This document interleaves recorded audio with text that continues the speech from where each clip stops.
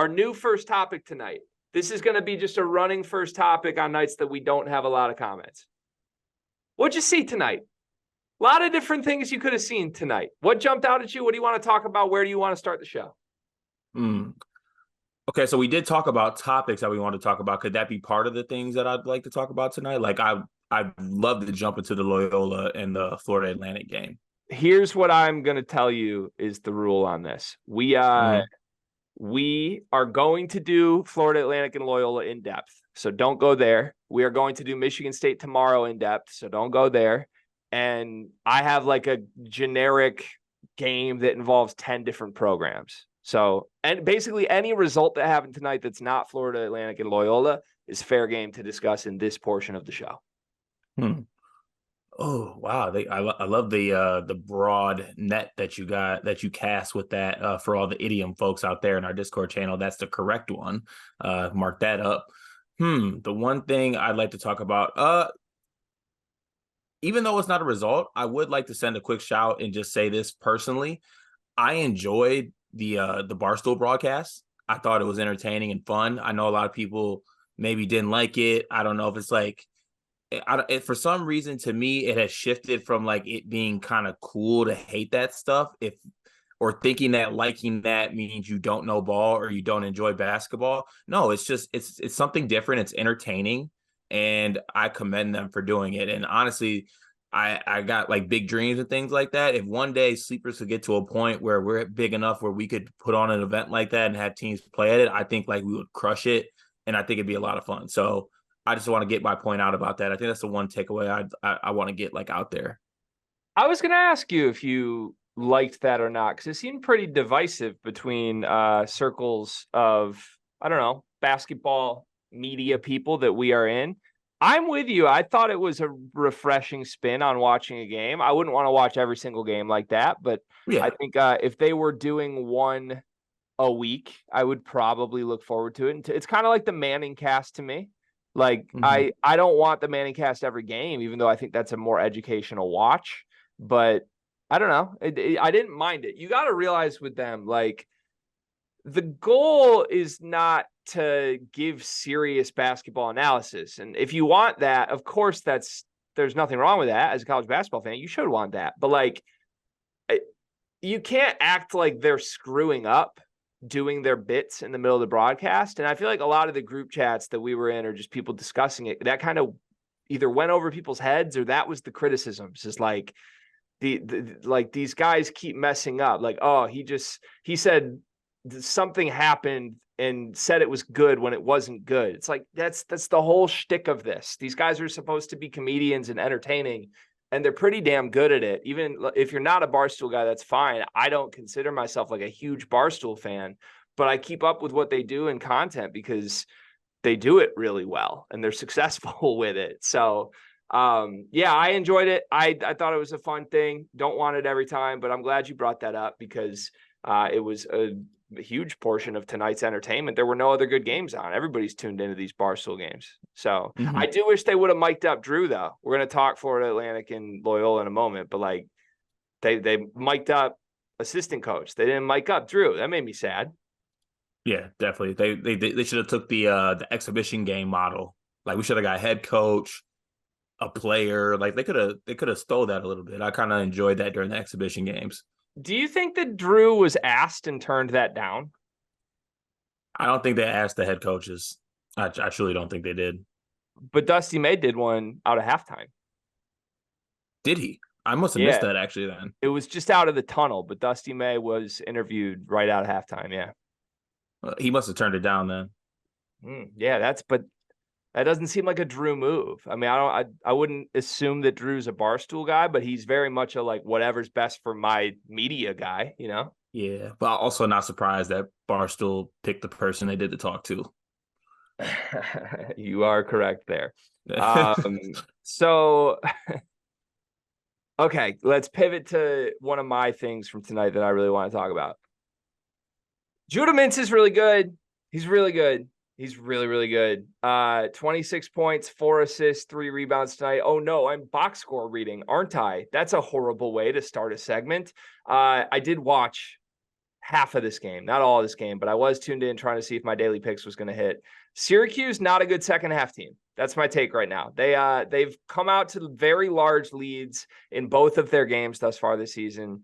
And then they're like cleanly covering, and then they just blow it late. There was a backdoor cover here with a meaningless dunk with 7 seconds left that blew the Syracuse cover again.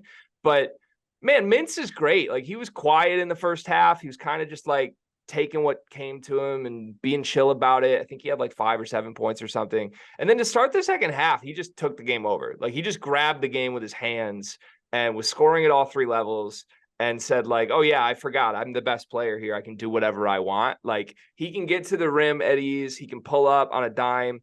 I think the ceiling is immensely high with him. And I know I picked him as ACC player of the year. I feel fantastic about that. I know Flip went crazy for Duke in game 1, and Syracuse needs to be good enough that Mintzh matters. That's my hope, because I can see this Syracuse team kind of just like hovering around 500 in the ACC and nobody cares. But if they get to a point where there's pressure games and the ball's in Judah Mintz's hands, I'm buying a lot of Syracuse stock, because I think he could be, if not the best guard in the country, like the best scoring player in the country. Yeah, I agree with you. And honestly, the first thought that came to my head because I just saw I saw like 10 minutes of the Matthew Lowe's ball. I didn't get to watch the full thing because we had to get on here and record. But it had me thinking to myself, wouldn't it have been kind of fun if Judah Mintzh went portaling this summer? Where though? Like, where? I'm not sure where, but like in my head, and I'm workshopping this still, so this is still a work in progress. But like, like what Isaiah Wong was for Miami in the ACC? Okay. Like, couldn't Judah Mintzh kind of be that? And like, you give him Norchad Omier and you give him Nigel Pack and the Wooga Poplars and the Jordan Millers. Like, doesn't that team look really good? Or honestly, even Syracuse themselves as a team, I don't know. Like, maybe they do more in the portal. I'm not sure how their NIL situation necessarily works out. But like, if you have Judah Mintzh, can't you get guys to come play with him and play around him? It's not like he's a just complete gun or like a player that I don't think doesn't make players around him better. I'm not saying that he's a extraordinary passer by any means, but he's also not just a chucker. Like, he will make the right play. I don't know. I just hate that. I think Judah's going to have a really good year, and it's going to mean absolutely nothing because I don't see it with the rest of the Syracuse team. I see it with JJ Starling. Yeah, but that's it though. But can't that be enough in the ACC? Yeah, I'm with you. I don't like the wings. I think the front court's really weak for a Syracuse front court, but like, you think it can in the ACC? I do. I mean, I don't know, man. We're going to talk our conference later in the show as part of my game. Like, there's a lot of bad basketball teams at the high major level in some of these conferences. Like, I really don't think you need anything crazy to win a lot of ACC games. I think you just need Judah Mintzh, an NBA guard, and a good running mate. Like, JJ Starling to me is a good running mate. He didn't shoot the ball great tonight. I think he will in the future. He had 17, 7, and 7 tonight.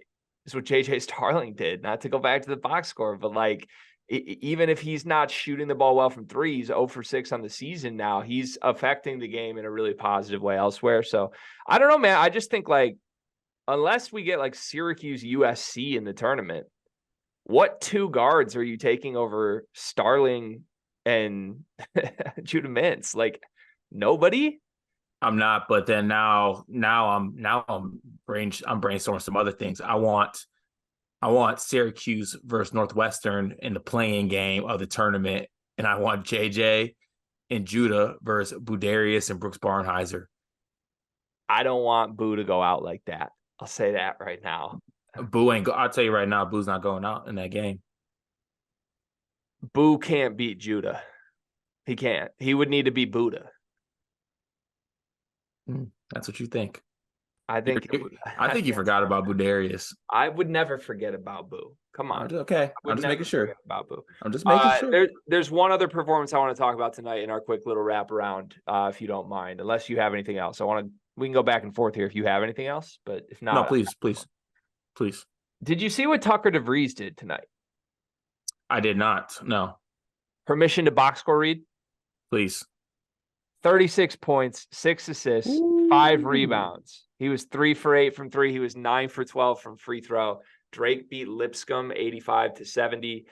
They were down 4 at halftime of this game. So this was not just like a cupcake blow by win. This was like Tucker Devries had to just go Superman mode to create some separation here. And he did. I will say, Pete, this should come as no surprise. I don't like have a passion for mid-major basketball. I obviously gravitate towards watching the high majors.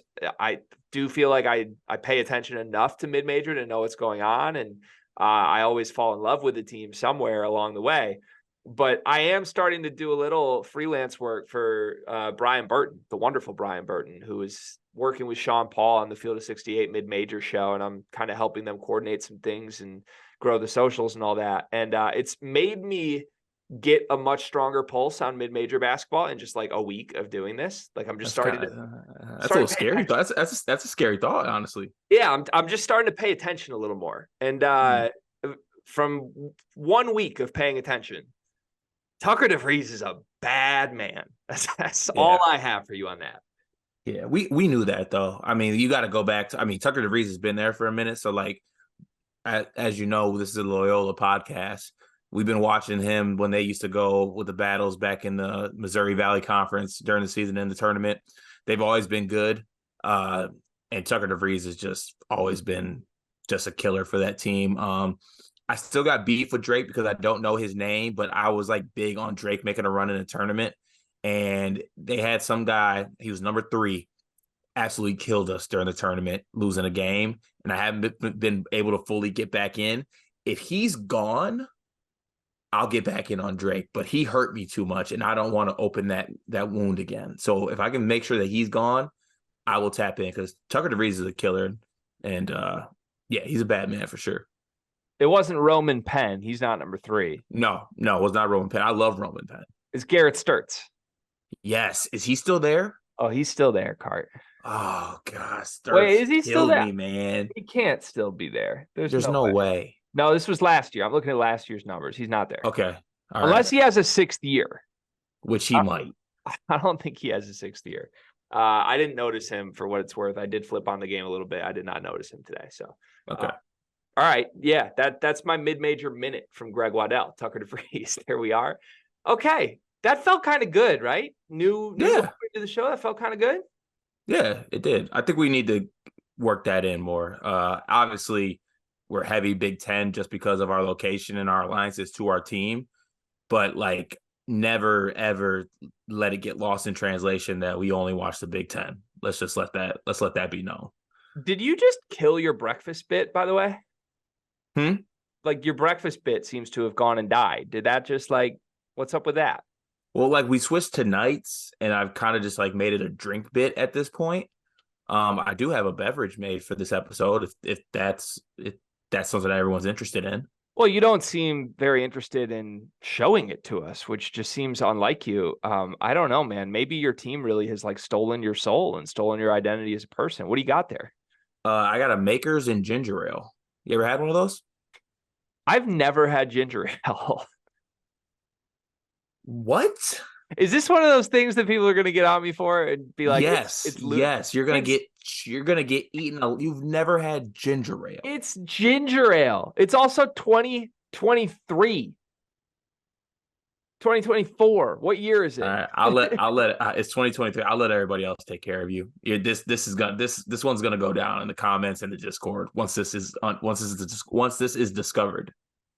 In what setting are you actually eating ginger ale these days? Like eating ginger ale? Drinking. Drinking. Like what are you sitting down to have for a nightly feast? And I need a bottle of ginger ale. I mean, have you never like heard? I mean, it's a Michigan thing for sure. Like you've never been sick and like you have ginger ale and soup and crackers like when you're sick. I mean, I've heard of like using Vernors in a fashion like that, but like yeah, or like honestly, anytime I'm on a plane, I love getting a nice cup of ginger ale. Here's my thing. I think you'll actually respect this from me. When you're sick, unless you're like actually like diagnosed with a medical condition, obviously there's sick people out there and I'm praying for them. But like when you're sick, are you really sick? Like, are you saying like a cold is mental? Isn't just sick something you can kind of power through sometimes? Like I'm never like, oh, I got a sore throat or I'm really congested or sniffles. I'm sick. I'm just like, I got this symptom and I'm powering through. Like, I don't need a glass of ginger ale to get me to my afternoon because my throat hurts a little. I mean, yeah, maybe. I mean, everyone has their vices. Like some people want a ginger ale. Instead of ginger ale, you bring a tub of Vicks Vapor Rub. I don't love Vicks either. It makes my chest tingle. I have personally seen you go through a tub of Vicks in one day That's not true. in Nebraska on College Hoops to Go. I had a tub of Vicks. I did not bring Vicks with us to Nebraska. Mm-hmm. No, I didn't. That's just That's so, how could I even make that up? That's so oddly Pacific. How could I make that up? it's specific. Not specific. I swear Oh, this sorry, happened. oddly specific. Like, how could I make that up? I don't know, but you are because I don't have a tub of Vicks. Again, this is you. Are you gallivanting around the country with a different mediocre white man? I'm very No, sad about it. no. All right. Well, I might need to get Connor I Stallion. mean, okay. All right, last thing on this before we move on. Like, you're a whiskey or formerly a whiskey guy. I don't know if you're back into it or not yet. I'm formerly a whiskey guy. You go back and forth in my eyes. Like you gave up tequila, you were tequila, you gave up tequila. Now are you back in on whiskey? When did I give up whiskey? Okay, I'm not alone in this. If we could bring Zach Hurth on here, you switched and you were strictly tequila, and then you went back to being a whiskey guy recently, I believe. I gave up tequila. I never gave up whiskey. That's what you said. You might not still be a whiskey guy, and I'm looking at you like I might not still be a whiskey guy. Okay, my apologies. Next time you get a beverage, instead of getting a whiskey Coke or whiskey Diet Coke, just try whiskey ginger ale and let me know your thoughts. Okay. That's it. That's my challenge. That's my challenge to you. I can do that. Okay. Wow. I mean, we had to know this was coming in some form at some point in the episode, but I did not know that you were such a big ginger ale guy. I also did not know that I've carried around a tub of Vicks Vapor Rub through multiple state lines in the last year because that just hasn't happened. Let's move to the episode.